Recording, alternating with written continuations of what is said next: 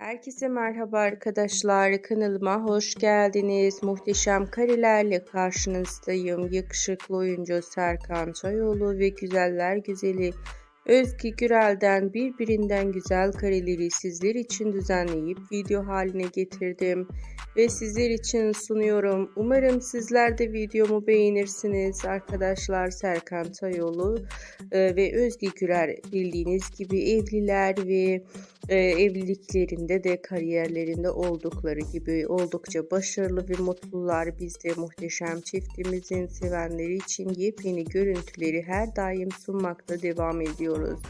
Sizler de muhteşem çiftimizin muhteşem karelerinin daha çok gelmesini istiyorsanız kanalıma destek olup videolarımı beğenip ve abone olmanız yeterli. Şimdilik bu kadar. Hoşça kalın. İyi seyirler.